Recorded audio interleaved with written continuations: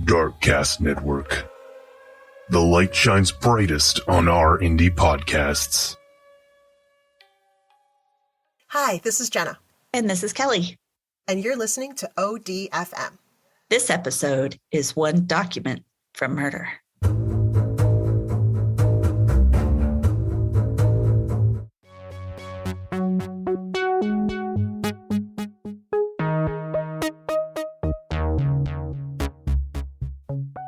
It's the late 1990s. Oh. So the internet's still fairly new. And millions of people are now finding the web, connecting with family, friends, and even meeting people in new chat rooms online. Oh, yeah. Yeah. Didn't know unregulated, unmoderated. Everybody come on in. Everybody waiting and listening to that horrible noise as you wait for it to connect. Yes. Bonk, yeah, bonk, I know. bonk, bonk. Right, in your ears. It's like the ear-piercing noise. Yeah. It's awful. Yeah, why did they add noise to that? Anyway. Yeah, was there really a need to put a noise to that? No. Was there? No. Why couldn't it? It could have just been like the Jeopardy music while you're just waiting. That would have been amazing. Then we'd all hate Jeopardy so bad. Right, There'd be like, yeah, right. Yeah. But yeah, was there really a need to add a sound to that? I don't think so. Yeah. Okay. That's a whole nother podcast. So Suzette Troughton, she's 28-year-old single woman. And she's like, yes, I'm into this online world. I'm making all sorts of new friends. So she loves the social aspect of it. Cool. Okay. She's hardworking. She's a nurse's aide and a cook at a local restaurant in Michigan. So this lady's no slouch. I know. Yeah. So in December of 1999, while browsing online, she gets what seems to be an unbelievable offer. It wasn't an Arabian prince saying that he wanted her to send... Can you send me $5,000 and I'll send you $40,000? Turns out that you have a long-lost uncle. Yeah, God. And he just left you $8 million. I still get that shit. I get the English. This is the English ambassador to something, in London. And we have tracked you to whatever. Oh, I only get, they want my, to extend my warranty on my car. I only get that one now. I don't get anything else. Well, now you'll start getting these because I mentioned it. Oh, God. Okay. You're welcome. Okay. So she's browsing. She gets this unbelievable offer. So she's made a new friend online and he seems interested in hiring her for her dream job. Oh, God. What's her dream job? Well, his name is John Robinson. Oh, okay. And he used the handle JR for this particular chat room. And he lived near Kansas City. So she's up in Michigan. So they're not close. Okay. Kansas City, Kansas, I should say, not Missouri. Oh, okay. So he proposed Suzette move to Kansas City where she'd be paid $67,000 a year to be his ailing father's private nurse. I mean, yeah. Oh. So it sounds like a pretty great offer. And he's going to put her up with a place to stay, all this kind of stuff. Okay. It's just like that's something that would happen now because people post for jobs and they go out, but how did he find her? Okay. Yeah, it was just through a chat room. They'd been chatting for a while and she told him what she did. And he's like, oh my God, that's weird. Cause my dad, needs a nurse and he wants somebody to live there. So what a coinky-dink. Weird. How is that possible? So for Suzette, she's working her tail off at the two jobs. She's still just making ends meet. This would be like a freaking godsend. So her family does point out, they're like, yeah, this sounds a little too good to be true. You might want to watch out for yourself. But Suzette's like, you know what? If I pass this up, what if I regret it for the rest of my life? Oh, God. Okay. Right. Yeah. So she drives 700 miles down to Kansas along with her two small dogs and, all the essentials. Yeah. To meet up with John Robinson and get settled in. And John sets her up in a motel not far from Kansas City.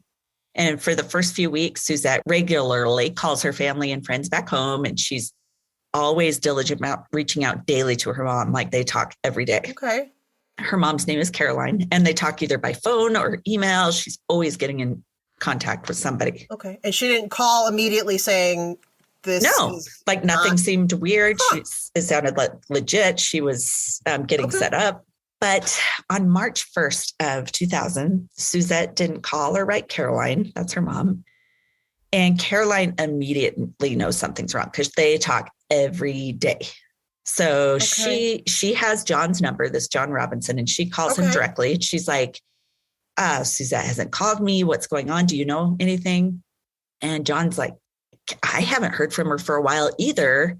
And he goes on to say that she actually didn't end up taking the job he'd offered her. Wait, what? Yeah. Like she'd been there a couple of weeks and decided it wasn't for her, is what he said.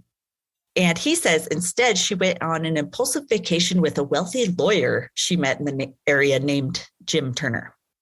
All right, look here, man. Yeah. This is my kid. Exactly. And I would know. Yes. This is a pile of crap right here. My kid would have told me. Exactly. So Caroline's super confused, of course. Suzette had never mentioned this Jim guy to her ever. Mm-hmm. And besides that, it's just completely out of her character to take off with someone she just met. I call bullshit. She had never spoken about him. She's like, yeah, something's weird. Mm-hmm. So shortly after talking with John, though, Suzette's family and friends begin receiving emails from her. And they seem to confirm John's story. What? No wonder they're like, okay. They're like, oh, okay, this could be legit. So in the emails, she said that along with her two dogs, Pika and Harry, they're so cute, Pika and Harry. She's now traveling overseas with her new acquaintance. Wow, she takes one new job because of the internet and she's like a world traveler now. I know, she's with a lawyer. He's wealthy. This is like, interesting. Yes. Yeah, so all the people that got the emails noticed that they weren't written in Suzette's typical writing style. You know, that's where you can so much tell. And Caroline was like, yeah, these words, she would misspell these. Yeah. Suzette was not great at spelling, so. There you go. Yeah, if you ever get strange emails from me and everything is spelled correctly, something is a red flag. Yeah, red flag is wrong.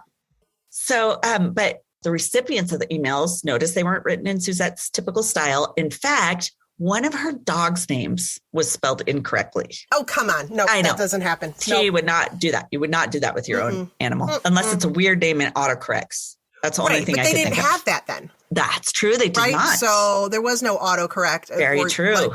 Or you did spell check. But who ran spell check on their own? Right. So yeah, here's where it is. Through the mail, they began receiving typewritten letters. Also, oh my God, old school? Old school. And once again, the writing's completely different than she normally would have phrased things, but her signature was on the letters. So that threw them off. So they're like, okay, she did sign this, and you could see the ink on it. You could tell she signed it. So that's weird. Okay. Yeah. So they're like, well, maybe she did write these, but something's weird.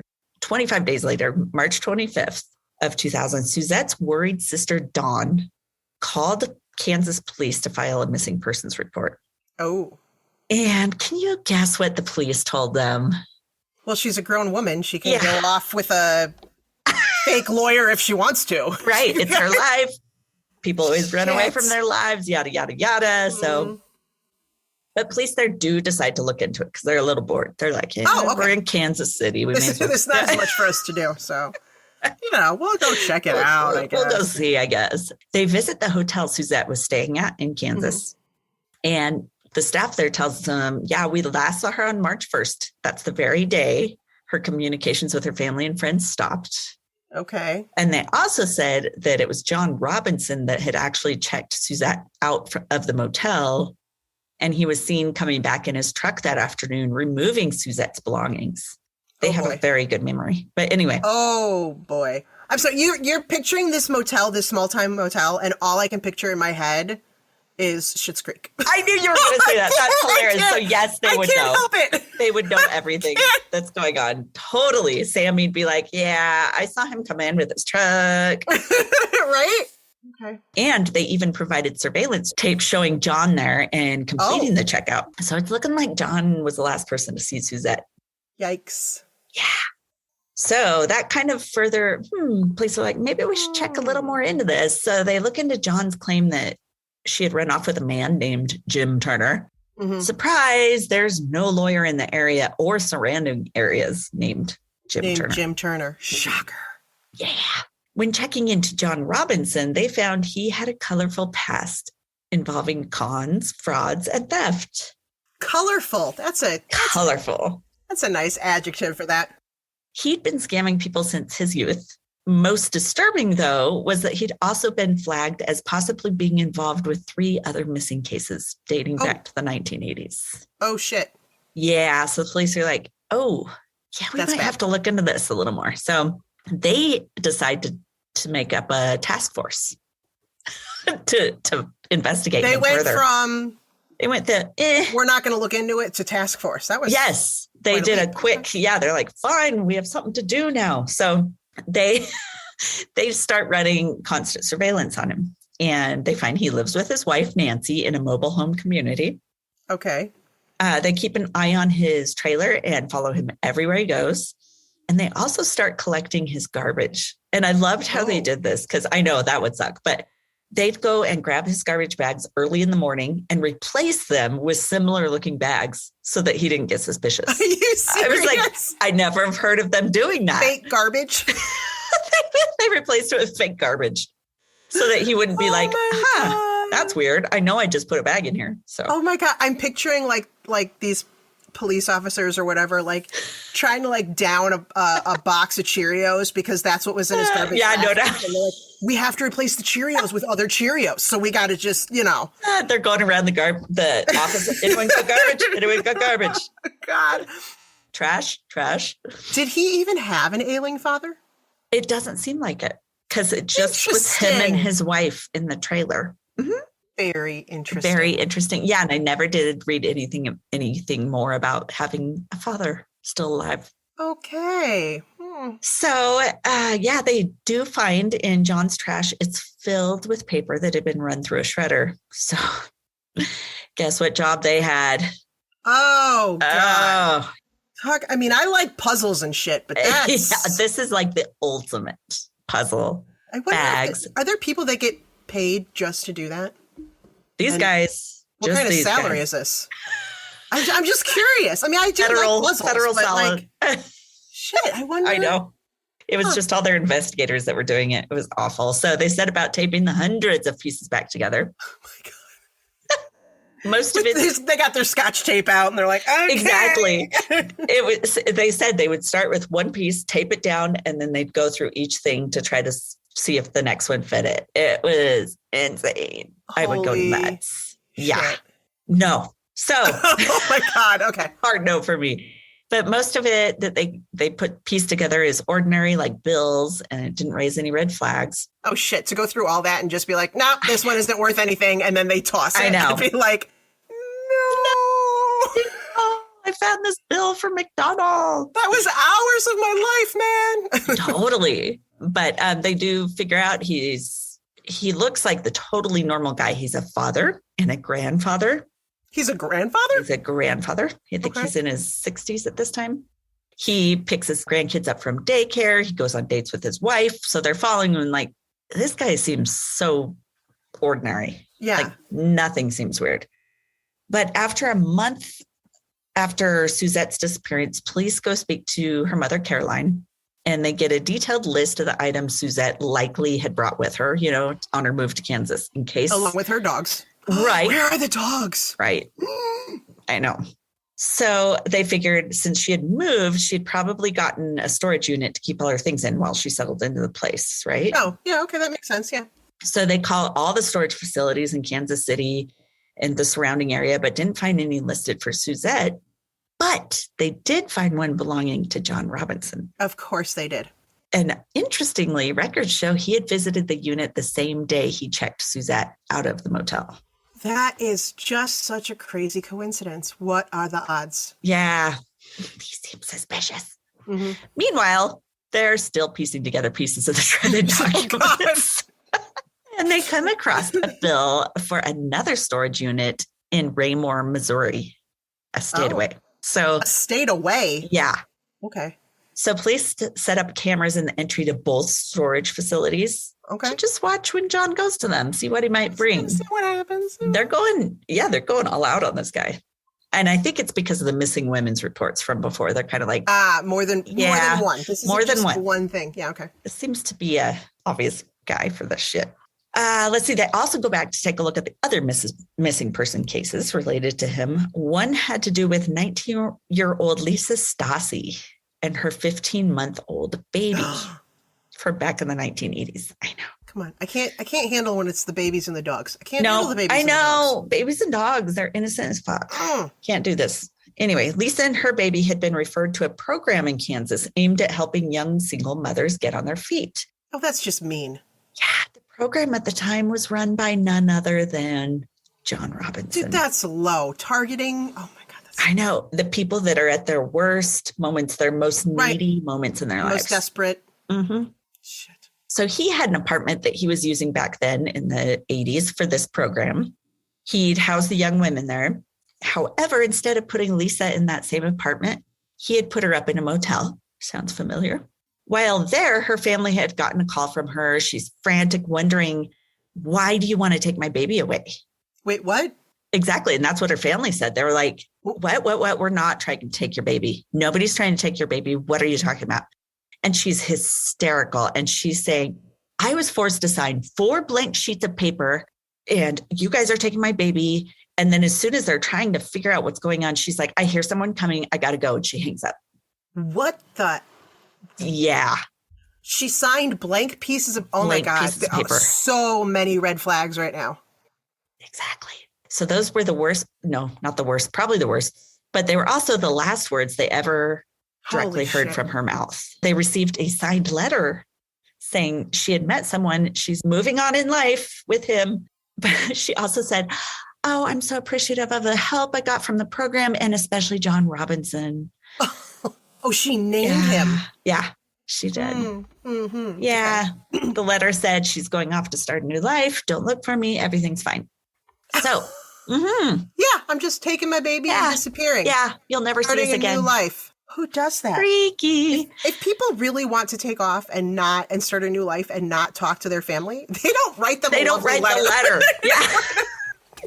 It just disappears. Mm-hmm. See ya. Don't try to contact me, even if they think you should. Don't. Wait, that's not how it works. No. Back in the 80s, a probation officer had talked to John about his single mothers program because, he had been on probation because he wasn't a good guy. And he also asked about Lisa Stassi, who was missing. And John claimed he didn't know why he's being hassled for a woman who decided to run off. And he's simply trying to help these poor women out of a shitty situation. Interesting. They're like, well, we can't prove anything because a woman can go missing if she wants to. So you have the right to remain silent. You have the right to go missing. You have the right to be an adult. What? Right. Yeah. But also, only 6 months prior to Lisa going missing, a woman named Paula Godfrey had also gone missing. And her family, like all the others, received signed letters proclaiming she's leaving for a new life. Yeah, I don't think that many people just up and go on new lives. Yeah, especially that they all know the same man. Weird. And they all know the same guy. Uh-huh. So digging further into John, police find he has a fetish with BDSM.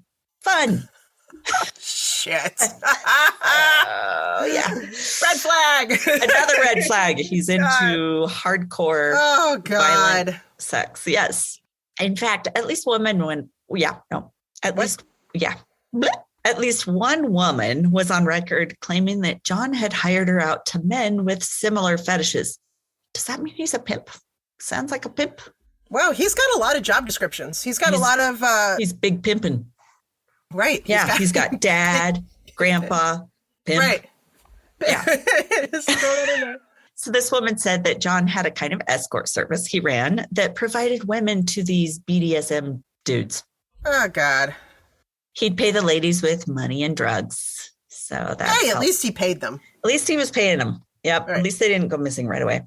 It was a lucrative, not a lucrative. It was a, for him. What do you call it? This isn't just for fun. This was for business. This is right. A corporation. I cannot talk.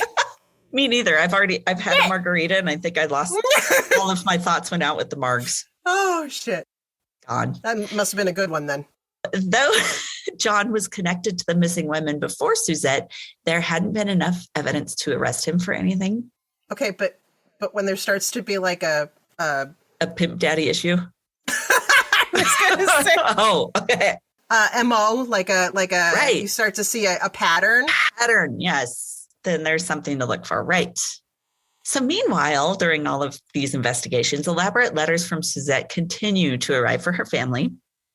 The letters would say things like, I'm on the deck this morning watching dolphins swim alongside the boat. And she would claim her dogs are with her and all that kind of stuff. Dude, women who say, I'm leaving and I don't want to be found, don't keep sending letters saying, like, bragging about what the shit they're updating. doing. Yeah. Update. Yeah. Exactly. I've started a new life. Don't worry about me. I'm fine. Don't contact me. But don't contact me. And then FYI, I'm in the Caribbean. What? Yeah. What? Okay. So yeah, while that sounds nice, Caroline's like, yeah, no, something's very wrong with this because Suzette hated bodies of water.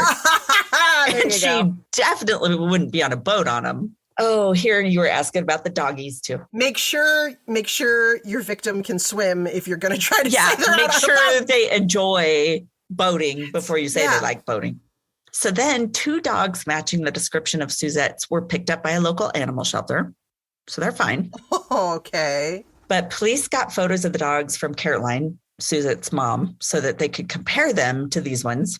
Yeah. And they look exactly the same. These are the dogs. One had been adopted out to a family.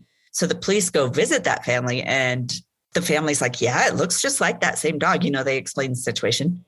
And the cop's like, here, let me try something. The dog's at the other end of the yard and he yells out, hey, Pika, come here. Oh, and the dog turns right around and comes running. Oh, shit. I've seen that on the People's Court. You come to me now. They fight about whose dog is it? And they're like, it's very simple. We're going to put the dog in the middle of the room and you're each going to call it and see what happens. Oh my God. Episode. Yep. You're right. Shit. Really? So, yep. Came right to him like, yeah, that's my name. How'd you know? So the dogs are fine. So that's good. But yeah, Suzette's mom was told that indeed the 2 dogs are found. They're safe, but Suzette's not there. And she's like, okay, my daughter's dead. She was not picked up by a shelter? She was and adopted out? Was my daughter picked up by the shelter? No. We have this 28-year-old woman. Well, I don't know. Hold on. Let me call Suzette and see if she comes. Yeah, come here. Suzette. What?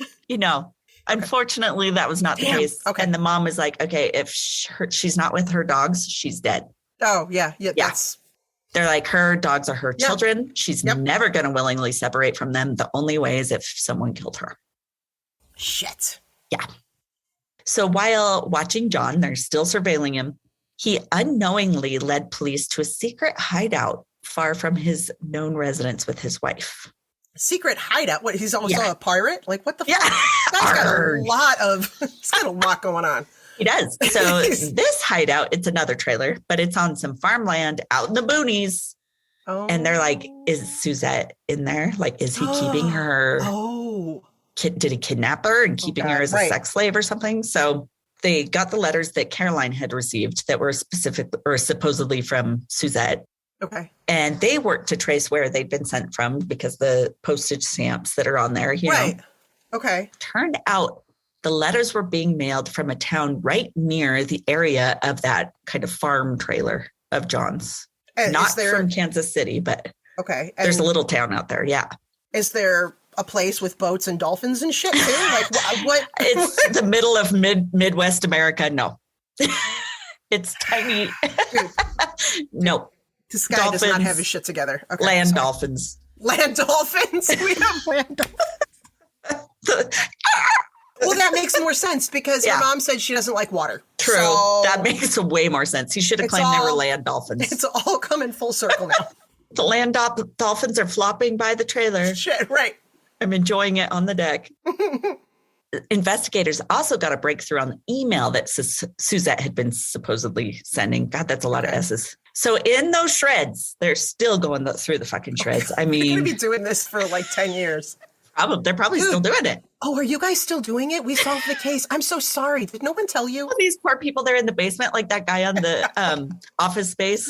Yes. They give him they forget he even exists. I was told that I should put together the shreds. Yeah, we've been out of business for 10 years. Right, exactly. Yeah, we fired them. We just forgot to tell them. Yeah. Whoops. We fixed the glitch. So in those shreds, they found info about John's internet service provider, and they gave them important clues. So was there more than AOL? Was there more than one option? Maybe by this time. I mean, it's 2000. Okay. We're getting wild up in here. After the day Suzette stopped calling her family, all emails supposedly from her actually originated from John's residence, from his ISB. Oh. Yeah. And his online activity, they were also able to look that up just from getting his internet service provider. And they got all of his activity, and it showed many of the BDSM sites he visited. And they saw he used the handle of Midwest Master on chat rooms. Oh my God. Look me up, I'm your Midwest Master. Oh God. Oh, seriously. Ooh, gross. So yeah, that's what he would use in chat rooms and forums. So they do learn that Suzette did have some interest in BDSM as well. So they wondered if possibly John had kidnapped her and sold her into sex slavery, because it was one of the ways. Is that the chat room they met in? I kind of think so. They don't really say, but I'm guessing that's because it seems like he. Oh my God. So maybe that's how they met, but that's still a weird transition to, hey, I know we're into the same stuff. My dad. Are you also cool with taking care of old people? It's really weird. Bring all your own tools. Oh God. Yeah. No. So then they begin monitoring his phone calls and tracking down numbers he dialed from his cell. Okay. And he's contacting women all over the U.S. and he's arranging travel for them to Kansas. Yeah. Interesting. And he'd tell them, you know what? I'm a wealthy businessman. I mean, I've got 2 trailers. He didn't say that part. I've got 2 trailers. I've got 2 trailers and a boat with some land dolphins. So he would tell them that. And he'd also promise well-paying jobs and a place to live. So, I mean, these women seem like they're a little desperate. So on April 24th, nearly 2 months after Suzette disappeared, a young lady named Vicky arrives in Kansas from Texas. So this is still, the police are tracking all of this. So she checks into a motel room reserved for her by John. Is this all the same hotel? Motel? I'm wondering. I know. Because after a while, they got to be like, is this guy running a racket out of this or what? Yeah. I wonder. But she had met John online in a BDSM chat room and had brought her own bag of sex toys. As one does. Yeah. Good. I'm glad she brought her own. That's probably cleaner. I don't know. So will they be supplied for me, or should I bring my own? Bring a well-fitting dildo, please. Police watch as John arrives after she did. And you're just like, police watch. And I was like, wow. Oh. Okay, as he arrives. Okay, I'm glad you didn't say as he comes. Well, yeah. Ew! Okay, I know. Sorry. And this guy, I don't know why these women, he is not good looking. I mean. That's why he's using the internet. He's catfishing them all, and they're like, damn. Oof. So they watch as he arrives and heads up to the room. Yes. Vicky, just after he arrives, soon heads down to the front desk, and she asks to have a photocopy made. So the clerk, he knows the police are surveilling because he's in on it, type of thing. Okay. So he makes 2 copies and he gives one to cops. He is smart. So the document turns out to be a slave master contract. Get out. Yep. And they're like, ooh, look at that. We're on to you. So officers take positions in adjacent rooms to Vicky's in case they need to intervene to save her. Oh my God. They're literally listening in from the other side of the wall, trying to distinguish the difference between, violent BDSM sex sounds and whether she's in danger. So they're like... I mean, I understand in the sense that, sometimes there's screaming in my house and I have to stop and go, are they having fun or is someone dying? Like, what's, I've done that. Nope, that's joyful screaming, I think. True. Well, maybe since they have the contract, they know the safe word. Maybe they're like... Was that bananas? Did you hear bananas? I heard potato, but not bananas. Okay, it's okay. God. Okay. Oh, this is going to a very bad place. It's so bad. So they hear hitting and hollering, but they think, they're like, I think it's consensual. She's not saying the safe word. I don't know. But after 3 days of this. I'm sorry, what? 3 days. I'm exhausted already. I'm tired. I'm tired. I mean, they got a whole bag of toys to go through. I guess it takes some time. So after 3 days of this, Vicky, she's looking fine. She's unhurt. She leaves and heads home to Texas. Oh. Yeah. Oh, so they're like, okay. Maybe we don't have anything here. I don't know. Other women soon show up as well. John would go around meeting up with these women during the day that he puts up in motels, then heads home to his wife at around 5 every day like he's working. Are you serious? Now, is it the same motel? Like, is he just going room to room? No, that would be convenient. Let's just put this all in one place because I can't. Right, exactly. Plus, then he could just put him on my tab. I have a tab, right? Yeah, and I'm going to save gas because I'm tired of driving all around. Oh, God, right. Okay, Jesus. So one day, during typical surveillance of John, he somehow slips away. And cops are like, we lost him. I don't know how. Wasn't he chained up and shit? How did he get away? I think he's the master. Didn't they have a leash or something? Okay. He's the master. He doesn't get a leash. Okay. He gets to hold the leash. Oh, right. Okay. Yeah. My bad. So cops figure out. Kips. I go, who's Kip? They're little cops. They're Kips. They're junior police officers. Dude, I didn't even have a margarita. What is happening right now? Cops figure out from the tapes of the recordings at the storage units that he had stopped by one in Kansas. Oh. So that's where he'd gone when he slipped off. He's got a lot going on. So in the recording, they see he brings in a large black duffel bag and he pushes it into the storage locker. Oh. Yeah. Oh. Still can't That's do a lot of anything dildos. Yet. Exactly. It's a lot of dildos. So on May 19th, 2000, a woman named Gina arrives in town to meet the Midwestern master at the motel. Master. Yes. The MM. But they quickly seem to have a falling out. And John leaves and Gina goes to the front desk and she's like, you need to call the police now. Oh. Yeah. And he's like, conveniently, they're in the room next to you. Yeah. Hold on. They come down the hall. Right, Wait a minute. Hi. We've been here. We kind of know what's going on. But right. Gina tells police that John had sexually assaulted her. And he had told her his name was Jim Turner, but she knew it wasn't because the staff at the front desk knew him by John Robinson. You can't keep using the same fake names, man. No. So yeah, Jim Turner is that rich lawyer John had claimed Suzette had run off with. Mm-hmm. With the and now he's land back. dolphins. Guess what? He left her with the land dolphins. Whoops. Oh, God. So police set Gina up in a safe location and then they get a call. Third room. Yeah. Another one over. Want to help us with our investigation? Here's a glass to listen through the wall. So they put her up in a safe location. Then they get a call from Vicky, the one who had just gone back to Texas. Mm-hmm. Oh. She called them to tell him that she needed to report John for stealing a duffel bag full of sex toys from her. And get out. It really was filled with dildos. I was totally joking. And he was refusing to give them back to her. So she's like, this man stole, shit's not cheap, okay? It's all real leather. Ma'am, can you identify the dildos that we're talking about? I sure can. We'll set you up with a sketch artist. And you can... Because Shen's dying. Yes. He will not give me back my dildos, and those are not cheap. Plus, my bondage shit is all pure leather, and I want it back. Right. I had some of that shit custom made. I want my stuff back. I want my shit back. Those ball gags are very unique and hard to find, especially in the early 2000s. Because of the two reports, police have cause to get search warrants for all of John's properties and storage units. So they were just waiting for that little break that would give them. And what's written on the warrant that they were looking for? They have to have bag of dildos. For.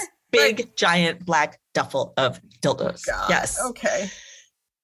So on June 1st of 2000, police wait for John's wife to leave the trailer for work, and they move in to search the search warrant to John. And they tell him, they all sit down at his table and they tell him, you're being arrested for theft and aggravated sexual battery.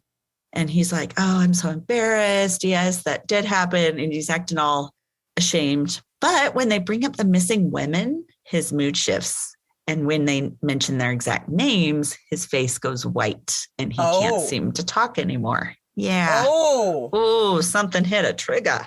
Oh. Yeah. So he's taken to the police station and he's placed in a room where they have covered the room in images of the missing women and the case files and all of that. And the missing dildos. This one and this one and this purple one here. Okay. Wherever he looked, he would realize the police knew that he was their man. Oh. So immediately after seeing it all, he's just like, give me a lawyer right now. I'm gonna need a lawyer. Hey, call Jim Turner. You seem to know him well. So without a confession, cops go to turn over his properties for proof. Okay. So at his regular home with Nancy, they find paperwork showing he was portraying himself with different names, like different passports. He had all sorts of false identifications impersonating CIA agent, FBI agent, DEA agent. I know. Roles that would place him in a position of power to be able to tell women they can't. Oh, wow. Do things. Yeah. So at the Kansas storage locker, they find Vicky's duffel bag full of sex toys. Right. Okay. But most intriguing, they find items of Suzette's that her mom, Caroline, had described for them. Remember, they got that big long list of stuff? They found her ID, envelopes addressed to her family, and blank sheets of paper with Suzette's signature at the bottom of them. So not only were Suzette's IDs found, but they found several IDs belonging to many other women, unknown to the current investigation. Oh. And though they have evidence of Suzette there, they still don't have Suzette. They're not sure if she's still alive, being held somewhere, or if she's dead. I don't think she went off with Jim Turner to go on a boat without her ID. That's don't my opinion. think so, especially traveling the world like she said she was doing. Probably not. Probably not. So next they head to his farm property, the one out in the boonies. And they comb the area and they find the thing you never want to find, those giant plastic barrels. Oh, so I have never heard of any common person who has a barrel that is using it for anything good. No. Nope. So they pull one barrel out of the junk pile it's in, and as they pull it out, it begins to leak with a thin line of red fluid. Oh, God. Immediately after the fluid starts coming out, flies start swarming everywhere. And they're like, oh, God, I don't want to open this. Don't make me be the one. Just like last time, it's not pickles, right? Yep.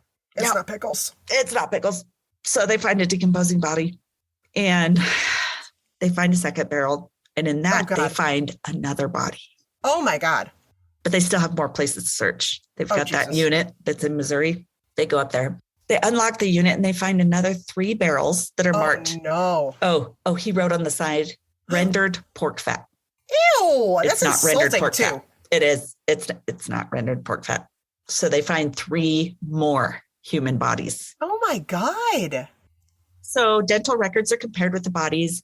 One is for sure Suzette. Oh, my God. Another is totally not somebody they'd expected, Isabella Luica, who was a 21-year-old from Indiana who had last been seen in 1999. Oh, my God. The others were Beverly Bonner, Sheila Faith, and Sheila's daughter, Debbie.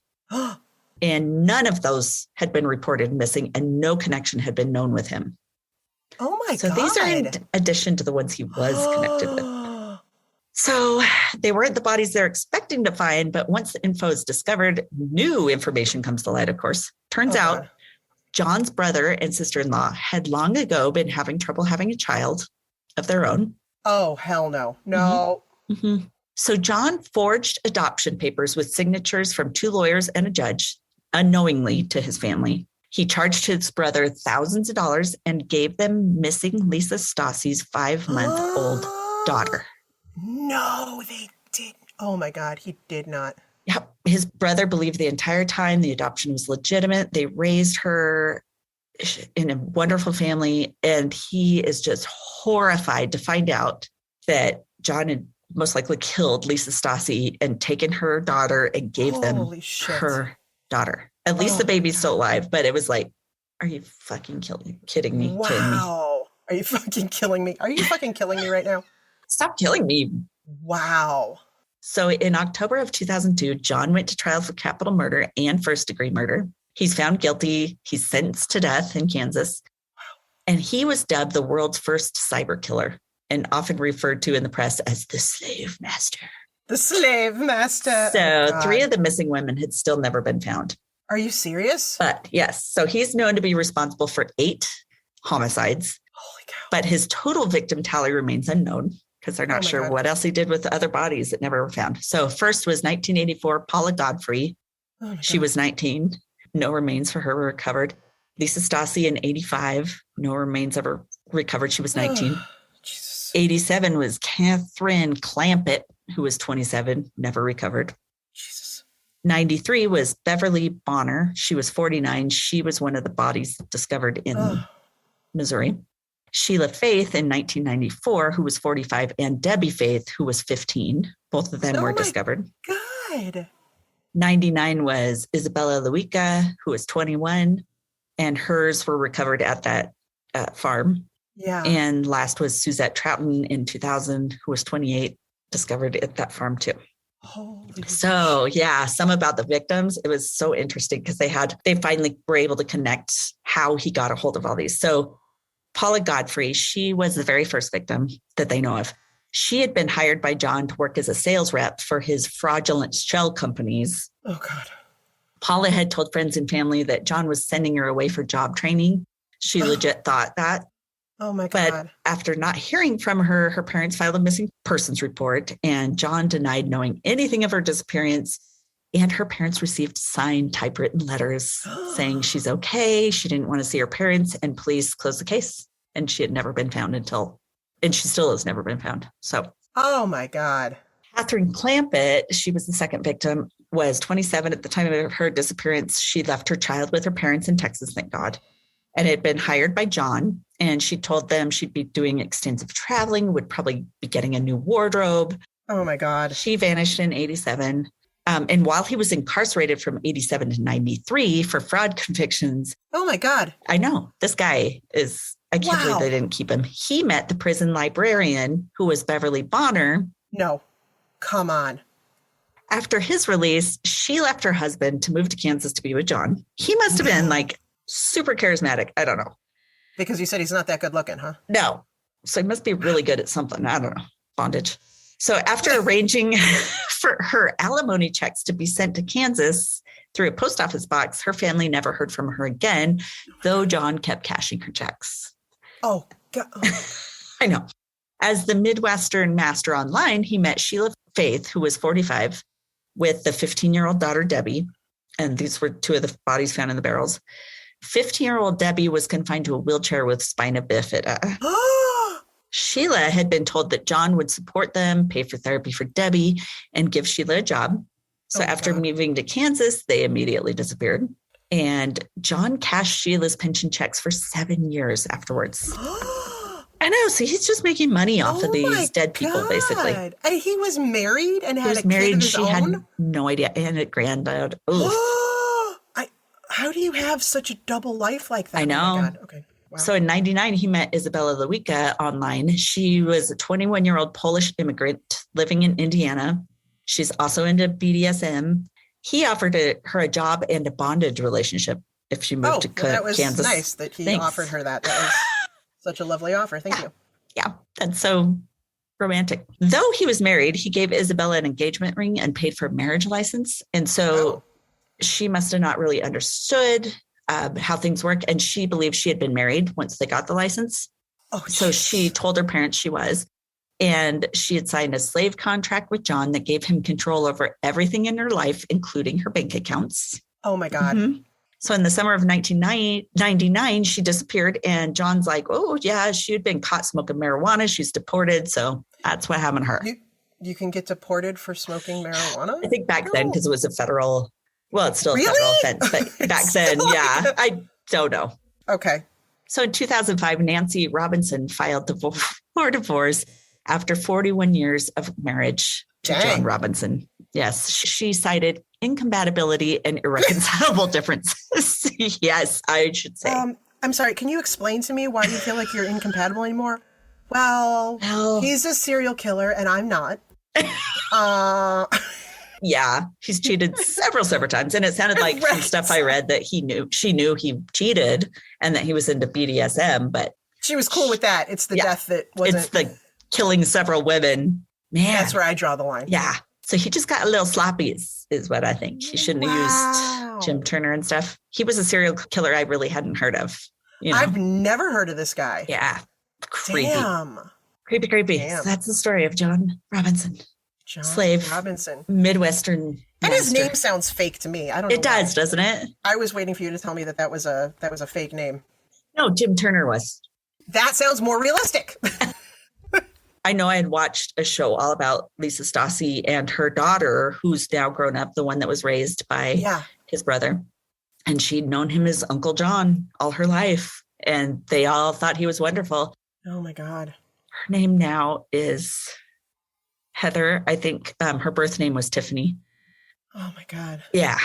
Did she stay with her adoptive family? Yeah, but she ended up suing somebody that had to do with the adoption system, because they had signed off on the papers somehow, even without checking whether the information was real. And she got a good settlement from it and halved it with her birth grandmother. Wow. Okay. To try to help.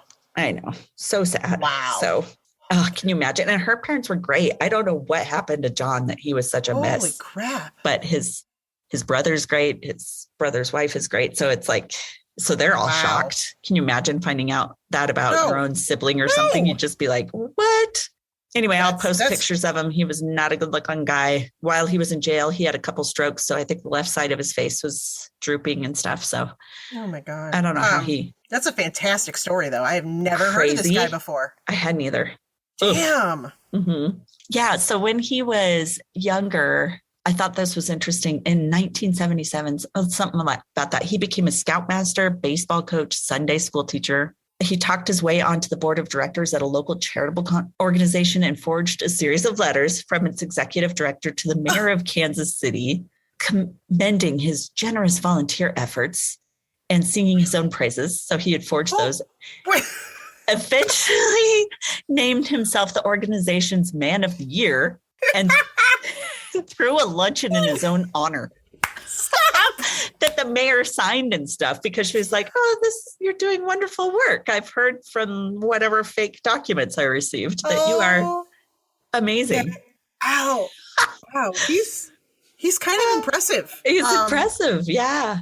Wow. Let's see. Yeah. He had embezzled so much money and stuff, forged a ton of documents to pay for his family. Let's see. He was caught forging signatures and letters, attempting to claim thousands of dollars via a shares scam, but he got caught and indicted for securities fraud and placed on 3 years probation. So, I mean, he invented that new award, the Kansas City Man of the Year award, and he tricked State Senator Mary Gant into presenting him with a plaque. Oh, come on. Are you serious? Oh my God. That's amazing. Yeah. And it was in the paper and everything. I am the most amazing man in the world. Oh my God. I need a plaque for it, please. You should have, instead of what was it? The Domination Master? What was his name? Midwestern Master. He should have been like the Document Master. He was. Oh, in fact, let's see.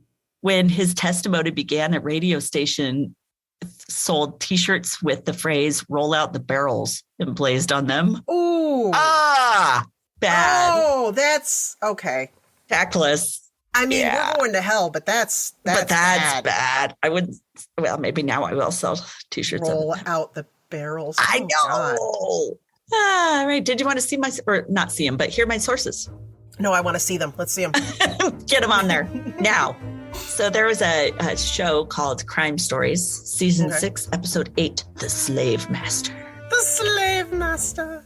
Wikipedia and Murderpedia, because those all had so much information. I just couldn't look for more, because literally there was so much more to the story. Yeah. There's more to the story. God. Yeah. Hey, Oddies. Thanks for listening to another episode of ODFM. If you're a longtime listener, hey, we cannot thank you enough for your continued support. And if you're a new listener, thanks for giving us a try.